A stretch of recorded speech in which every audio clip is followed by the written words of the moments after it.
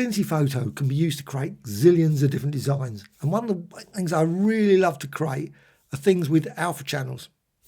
How to do that with shapes. I'm just going to go over here, just going to select a rectangle, and I'm going to fill the entire document. Now, you can see that's green.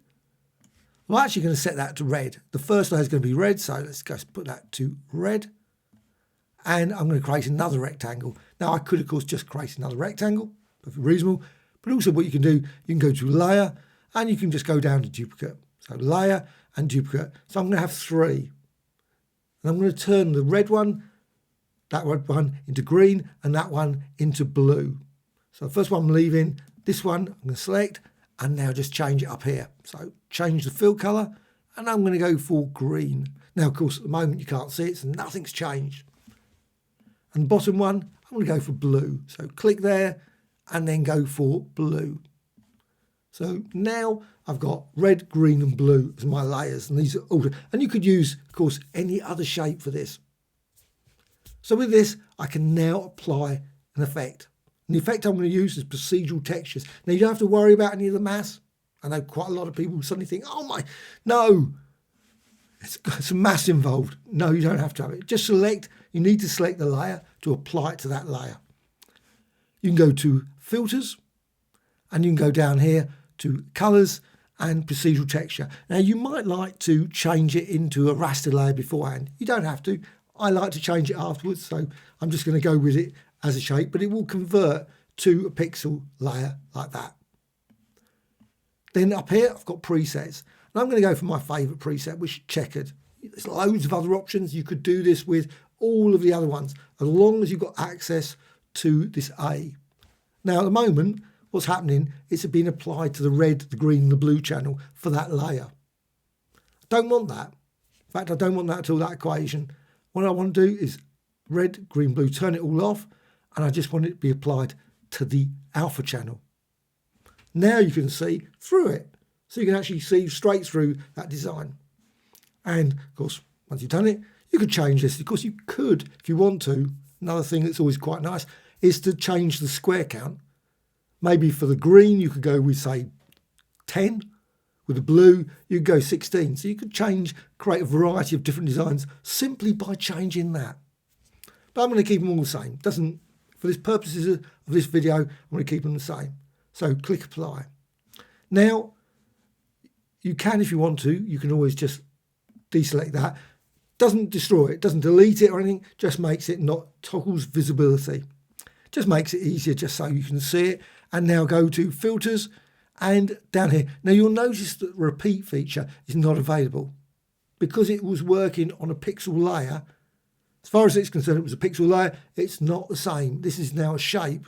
Slightly confusing, but that's the way the system works. Then go down to colors, then procedural texture, and do exactly the same. So you can go to, say, presets, down to checkered. So with that, exactly the same as before. You can't see through, you just got the standard checkered there. Red, green, and blue, just click them, and that just turns them off for the red, green, and blue. And then go for A. Now you can see what happens. You've got the green, which you can now see through, to the blue at the background. So you can now see that background layer. And again, you could, if you want, maybe make that 20, slightly different from the other one, or 40. Perfectly reasonable. Click apply. Then go to rectangle, the last one. And again, you can, if you want, I like to get rid of them so I just don't see them. And then filter and down to colors and do exactly the same. Procedural texture. Unfortunately, again, the repeat's not available. Presets and checkered. Again, click red, green, and blue, and alpha. And now you can see through to the background. Obviously, there's nothing there. And click apply. Well, once you've done that, you can now bring back visibility. Now you can see red, obviously, on top. Now, if I actually go over here, I can move it. So if I move it, you can create interesting designs that way, simply by going to the green one and maybe move that one. And you can see move it around to create designs like that very quickly. Don't have to move them particularly, but it's obviously nicer so you can actually see them. It's always very helpful. But the thing is, I'm going to distort them later anyway, so you will still see them. But if you want to just keep it like this, like squares, obviously to actually see the green and the blue, you do need to slightly shift them. Or again, let's say, just use different settings for that procedural texture. What you can also do is you can select these layers and you can apply effects. So just go down here to effects or use the layer effects. So effects, and you can go for, say, outer shadow, and then you can just change that radius. I'm going to apply the same. Now, unfortunately, there's no option for copying the layer style and then paste it. You could, of course, save the style, and let's just go for the next one I want to go for. It's 3D as well. So just create 3D, close. There is always the option, of course, go to Window and Styles. And you could just save this style and then you could apply it to the others. But there is no copy and paste style. Again, there's something you'd see in Photoshop. So you can, let's just do that. Here's the style. So I can just go here with this one here. You've got all these options here, but also you can put it to a particular area and you could save it that way. But I'm happy just to quickly add it like that because you can vary it. You don't have to have them all the same. If you have obviously that style, you apply it, it's applied exactly the same each time. So filters, whoops, didn't want to do that. Done that already. Go to effects, to 3D, and again you can change that. So you don't have to go the same. You could maybe go slightly less. Maybe go for outer shadow. So again, outer shadow, or try some of the others. There's also other ones. Obviously, you add maybe a gradient overlay into it. Go to offset, just move that, intensity, and maybe change the angle. That's another thing as well. You've got offset tools, you could shift that around. Click close. And then go to the blue, and again, go down to effects, and then go for outer shadow again. Or not. Just leave it off, you don't have to have it. So just there, and then that. And again, I'm going to add 3D. You could, of course, go for bevel and emboss. Unfortunately, they do not have an additional option for plus. I don't know why. I would love to see multiple emboss and multiple 3D. So just change that. And again, you've got that all set. So click close. Now, once you've done that, what you can do, you can combine them. So just combine them all and then maybe go apply a layer and merge selected or merge visible. So if you do that, merge visible, you can see it's all merged into one layer. You might want to do it that way. I'm just going to undo that, back to that. What you can also do is apply distortions and things maybe to this layer. So filters, go to distort and deform. Of course, what you can do, if you apply it all into one, obviously when you apply something like a deform, that's it. You could, of course, apply other filter effects to individual layers.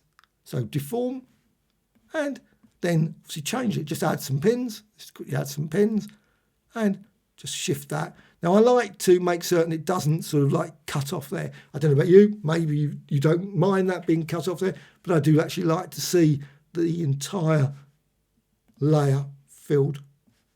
And click apply. And I can go to that one, and I can create something slightly different.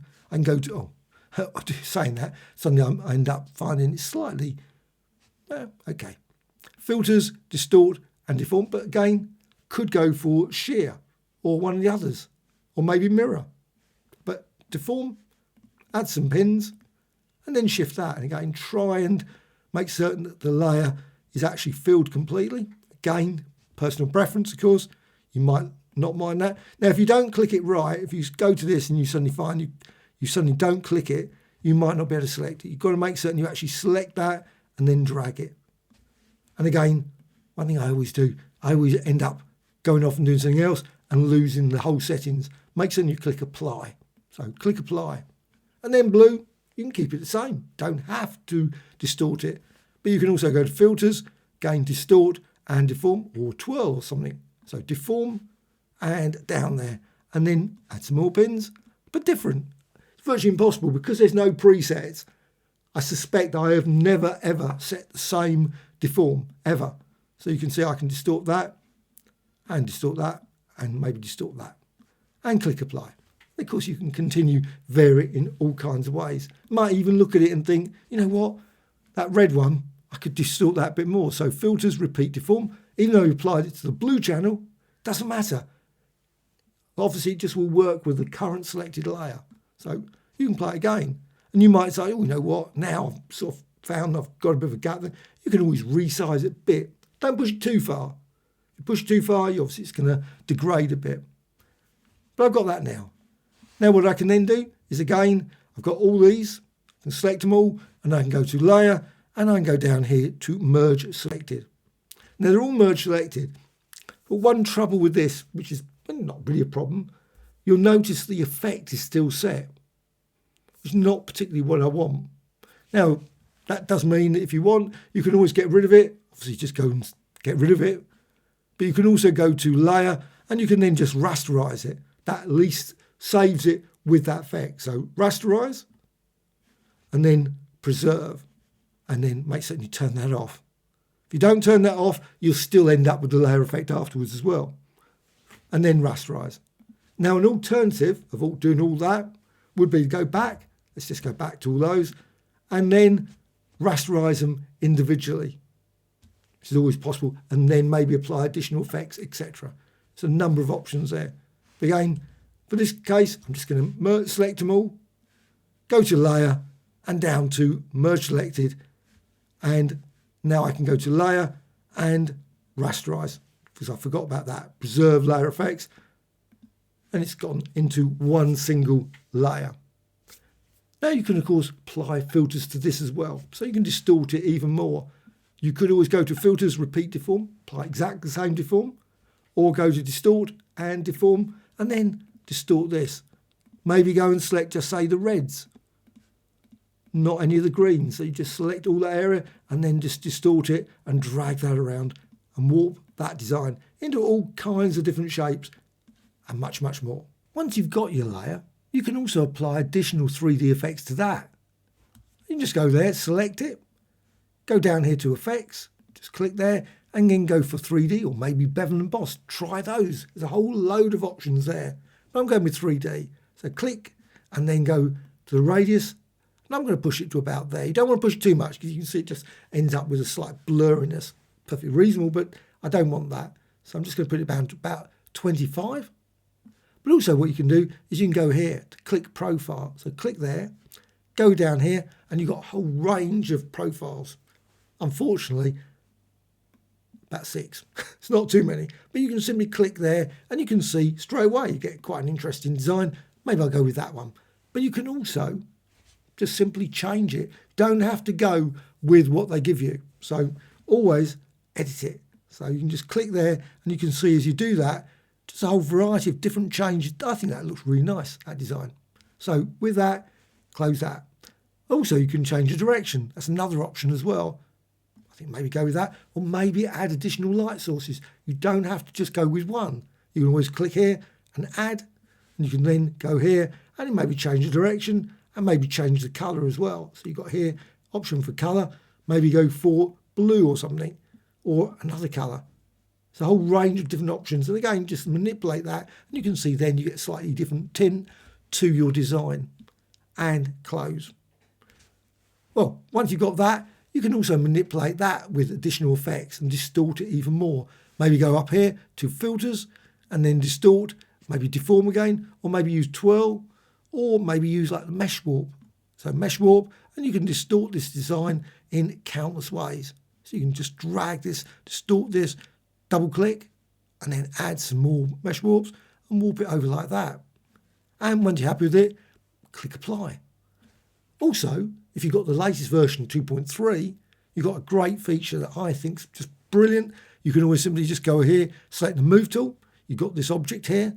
You can always then press return or enter on the keyboard and bring up this panel. And you can just try out a whole range of different options. Maybe like here, duplicate, number of copies.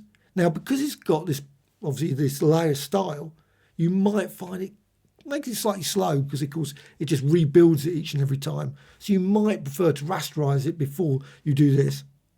And then you go to rotation, and then you can see then as you rotate it, you can see it just builds it up as it does that.